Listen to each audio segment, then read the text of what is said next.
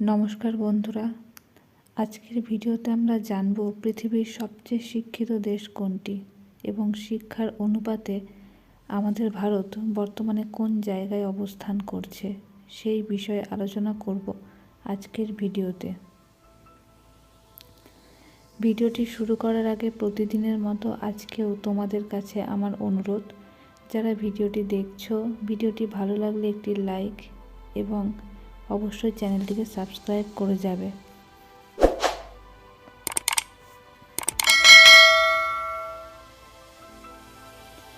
সময়ের সঙ্গে সঙ্গে যেহেতু শিক্ষা নিয়ে মানুষের সচেতনতা এখন অনেক বেশি, তাই আজকের বিষয়টি বর্তমান দিনে দাঁড়িয়ে খুবই প্রাসঙ্গিক এবং গুরুত্বপূর্ণ। প্রত্যেকটি বাবা মা নিজের সাধ্য সীমার মধ্যে থেকে তাদের সন্তানদের জন্য বেস্টটা দেওয়ার চেষ্টা করছেন, সেটা খুবই ভালো কথা। কিন্তু ভালোকে চূড়ান্ত পর্যায়ে আনতে গিয়ে বছর 3 কোঠা পেরোনোর আগেই বাচ্চাদের ভারী বইয়ের বোঝা দিয়ে স্কুলমুখী করছেন অধিকাংশ বাবা মা। স্কুল, টিউশন, আঁকা, গান, আরও কত কী। সেরা করতে গিয়ে শিশুদের মস্তিষ্কের সাধ্য ক্ষমতার কথা অনায়াসে ভুলে যাচ্ছেন বাবা মায়েরা। আজকের ভিডিওটা একেবারেই এই বোঝা চাপানোর শিক্ষাকে নিয়ে নয়, পরিসংখ্যানের ভিত্তিতে কোন দেশে শিক্ষার হার সবচেয়ে বেশি সেই নিয়েই আজকের video. Organisation for Economic Cooperation and ডেভেলপমেন্টের প্রকাশিত শিক্ষা রিপোর্টে পৃথিবীর সবচেয়ে শিক্ষিত দেশ হলো কানাডা। তবে এখানেই শেষ নয়। তবে কোথায় গেল আমেরিকা আর কোথায় গেল ব্রিটেন? কানাডার সঙ্গে পা মিলিয়ে দ্বিতীয় শিক্ষিত দেশ হিসেবে নিজের নাম তুলেছে জাপান। আমেরিকাকে পিছনে ফেলে দিয়ে তৃতীয় স্থানে রয়েছে লুক্সেমবার্গ, চতুর্থ নম্বরে দক্ষিণ কোরিয়া, পঞ্চমে ইসরায়েল, ষষ্ঠ আমেরিকা, সপ্তমে আয়ারল্যান্ড এবং অষ্টমে ব্রিটেন। তাহলে ভারত কোথায় গেল? আমরা কি এতটাই অযোগ্য? শুনতে খারাপ লাগছে, পৃথিবীর শিক্ষিত 10টি দেশের মধ্যে ভারত জায়গা করে নিতে পারেনি।